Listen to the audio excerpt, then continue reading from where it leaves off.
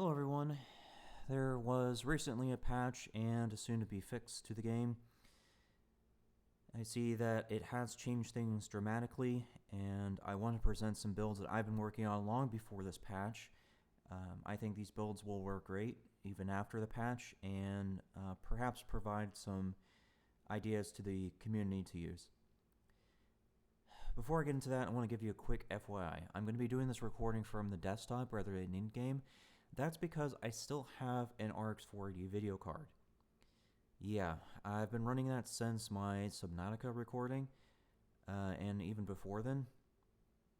Unfortunately, with just the shortage, there's no way for me to change that, so I'm just stuck with it until things get better. But that thing makes a lot of noise, and I did try to do some recordings with it while in game, but the noise produced from the video card alone was enough to get on the microphone and be very obnoxious. I decided for the sake of quality that it was best if I just did the recording from desktop. It's not like I can show you through videos and other things, so I don't really see it as an issue. With that said, let me go ahead and just quickly go over the patch because I have some thoughts on that.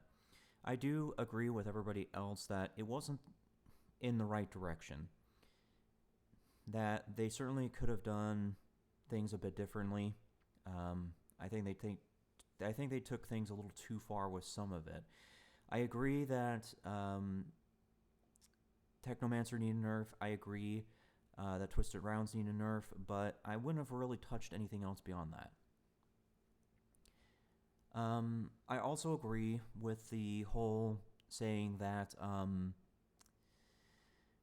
the game doesn't encourage anomaly power builds. That's 100% true.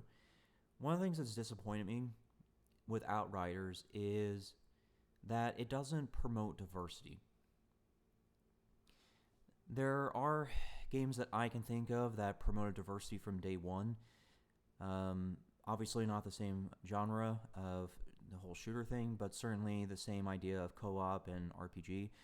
Some examples include Titan Quest, Diablo 2, and a couple of others.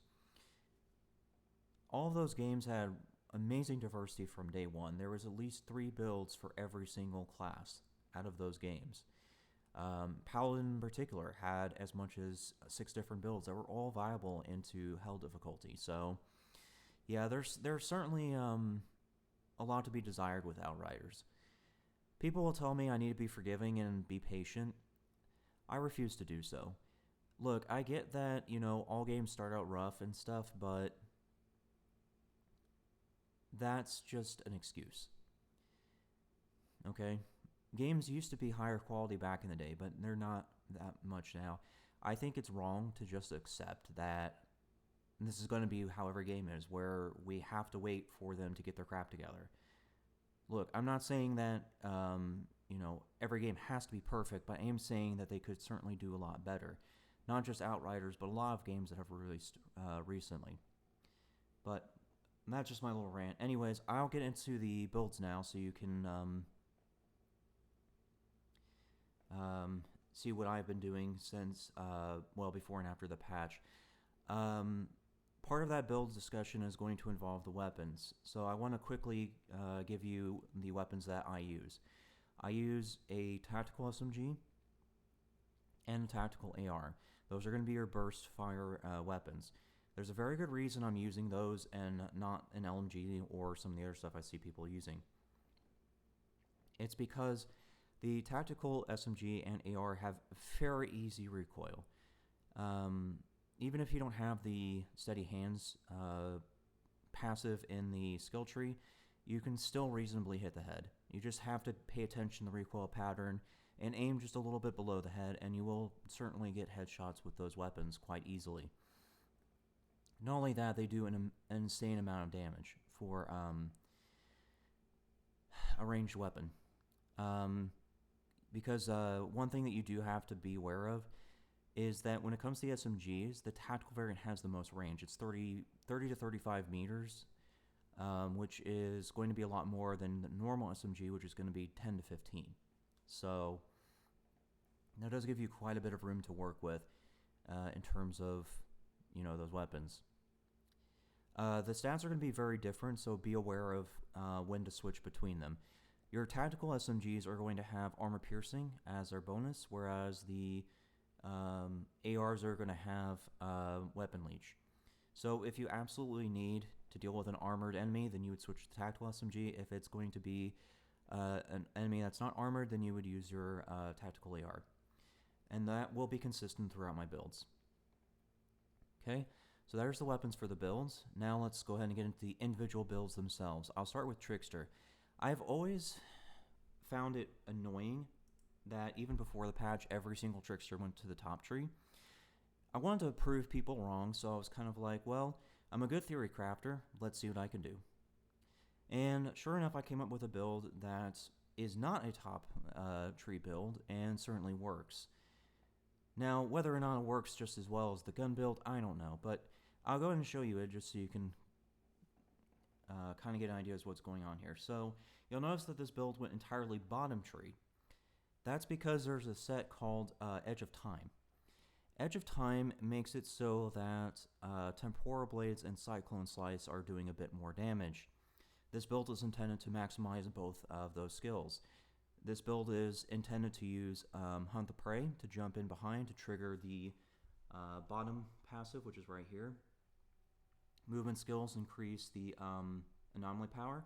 So once you jump, you already have plus 50% anomaly power. And then because you can get 2 charges on Temporal Blade, what you're going to do is once you jump, then you're going to hit with a Temporal Blade, which will trigger the 50% more anomaly power. You're going to hit with a second Temporal Blade, and then you're going to go right into your Cyclone. From there, you should be pushing around 10 to 15 million damage, depending on how things go. So yeah, you can certainly do a lot of damage with a blade build if you really wanted to. Now, obviously, you can't rely on blades all the time, so that's why this build actually has the Shadow's Embrace up here, which is firepower based on anomaly power, and of course, Assault Master down here, so that you actually do have some firepower to work with when running this build. Now, if the whole blade idea is not for you and you don't really want to run that, that's perfectly fine. I will go and quickly show you how to change this build to handle a gun build.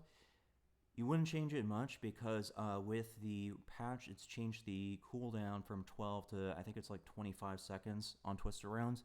So you do want to keep this tree because of the fact that you're getting cooldown on damage, and also so you have more damage with your tactical SMG. But let's go and show you this. So you would take off this, and this. So from here, you would just go here, here, and there. So you could certainly do it that way, or any number of ways, but that's the way I would personally do it, because then that gives you a cooldown to movement. I don't really see a point in moving those 2 points down there, because all I'm really doing is switching my Cyclone to Twister Rounds. I'm keeping Hunt the Prey and Temporal Blades. So you can see that 2 points only gets me a Deception. That doesn't really matter to me. 15% weapon damage when in close range doesn't really matter to me as well, because I'm already pulling a lot of firepower from just anomaly power alone. So I'm not really concerned with that. I'm more concerned with survivability, because that is a problem of the Trickster. So I went with the point in health and the point in resistance instead. That's going to be a consistent thing throughout both alternative builds. So that's supposed to correct that. One thing I have noticed with this game is that resistance is more important than armor. There are a lot of enemies that have anomaly powers or do anomaly-based damage, so resistance really helps with that. Armor is super easy to get, so that's why I'm saying that. Because of how easy it is to get armor, you don't really have to worry about that as much. Physical damage is resistance is a problem, though, because you don't get that very easily. So this certainly helps with that. Now, even if you switch to this build, I would keep the Edge of Time set. I would say both builds should be using Edge of Time, because that way you can utilize Temporal Blades for clearing out the little crab, and you would be able to do that very effectively. Once you have the little crap out of the way, you can focus on killing the main enemy. So there you have it.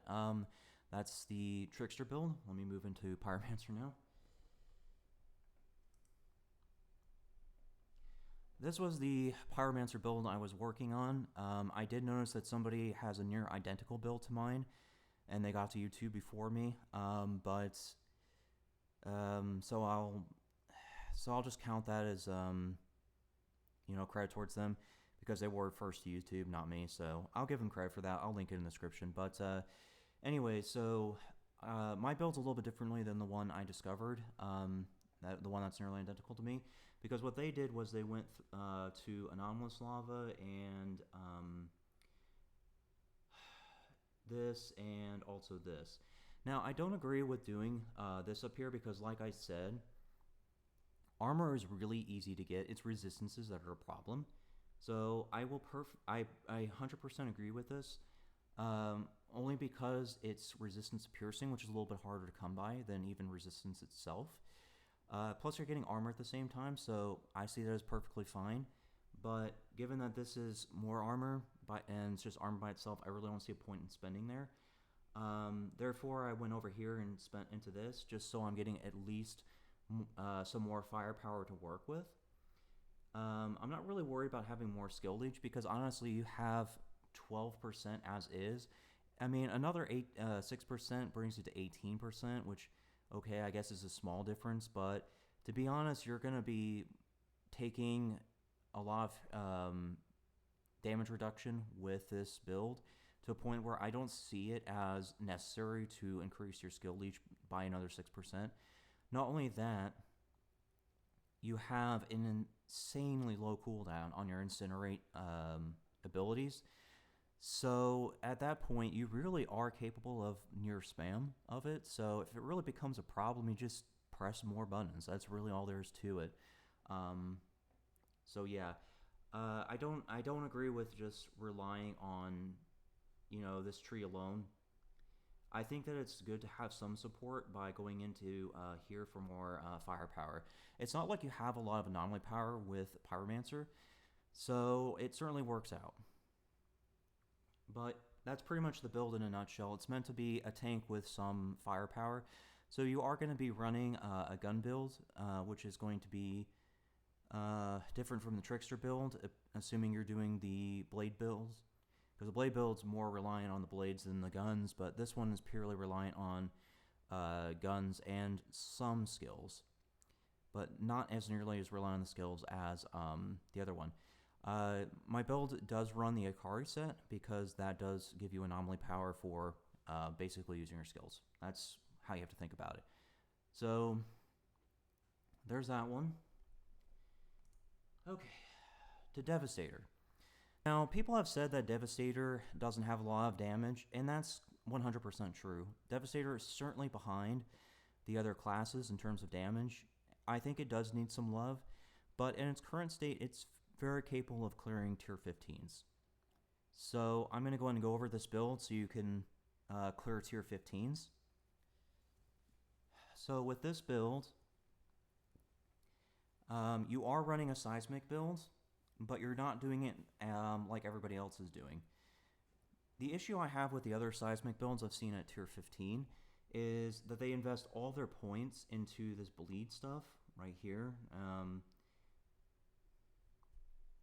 Okay, so the problem with bleed is that it requires the enemy to be moving forward to trigger its damage, which means this whole you're healed for 25% of the bleed damage, it's not going to apply a lot of the time because the enemy is not moving.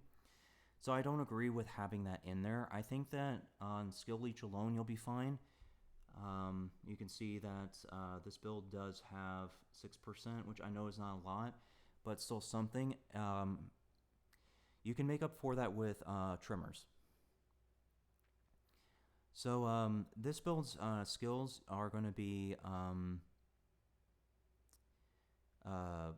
Earthquake, Tremors, and Impale. Yes, this build is not using Boulder Dash or Gravity Leap. That's because if I really need to get somewhere, I'll just sprint to it. I don't see a need in using my passives to do so, especially when I'm trying to maximize damage from my abilities, because with Earthquake and Impale, I can usually clear out all the little stuff pretty quickly, and if I can't, well, then I've left everything with a whole bunch of damage on it.